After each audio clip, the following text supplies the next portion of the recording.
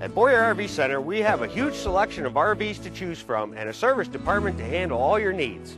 We keep proving there is magic out there, and you'll find it at Boyer RV Center. For the next couple of days, you may run into a road closed sign like today on Ash Street. Ash will be closed from East 27th to East 28th Street beginning at 7 o'clock.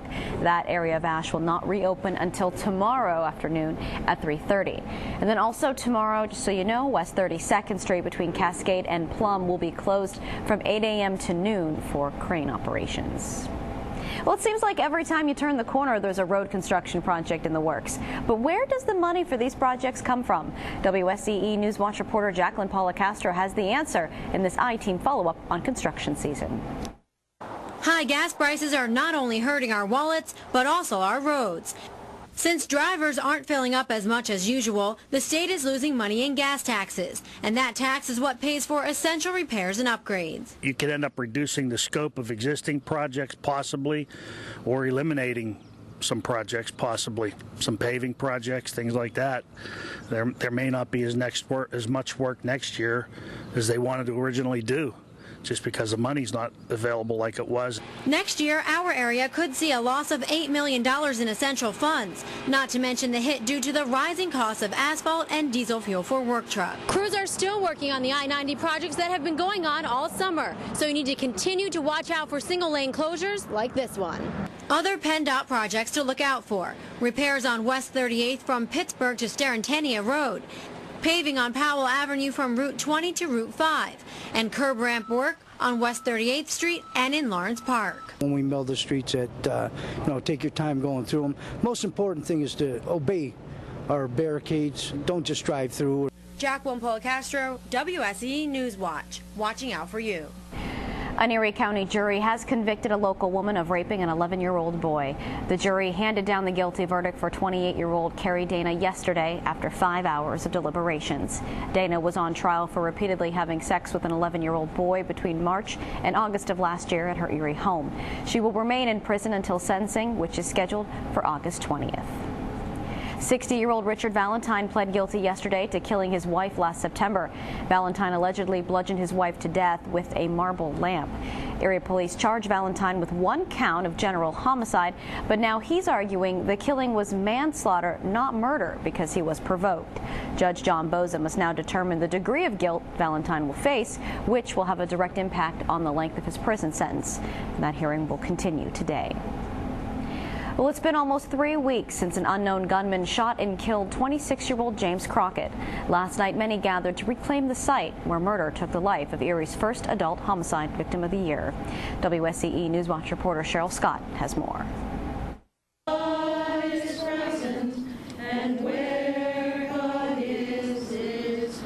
The Benedictine Sisters of Erie, friends and family gathered in the 1000 block of East 11th Street outside of Lamaze Tavern to reclaim this site where James Crockett was gunned down for nonviolence.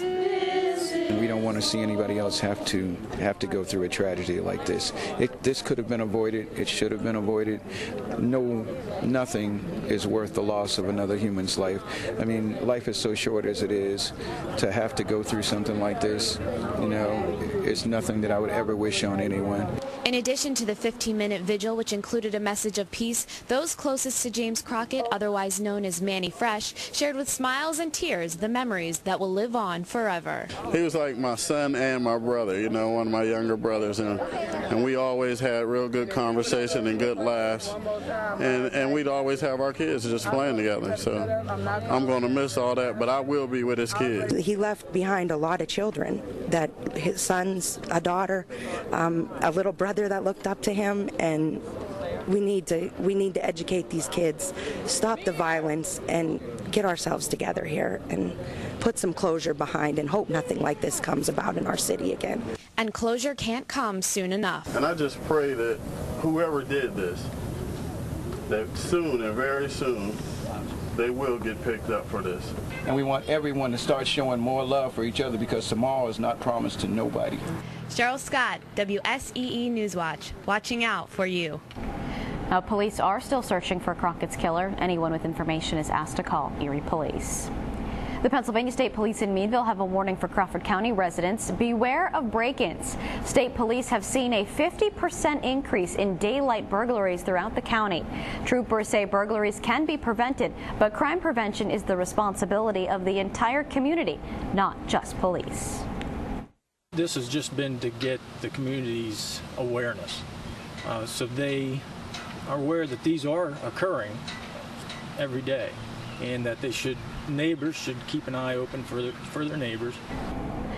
Greenlee says there are a number of things you can do to protect yourself from a burglary. Keep all doors locked, keep grills and other valuables locked in a garage, and never leave a message on your answering machine that indicates you may be out of town. The Department of Environmental Protection has ordered an Erie business to clean up. The DEP has ordered World Resource Recovery Systems, which operates a waste transfer facility, to comply with the conditions in its waste permit or have it suspended. The DEP claims the company failed to follow its waste processing permit, resulting in a rat infestation that threatens the public's health. We need to find out if indeed they are following the order, if they're abiding by the conditions of the order. It certainly is our hope that World Resource Recovery does. The DEP plans to re-inspect the business to make sure all of the problems are corrected.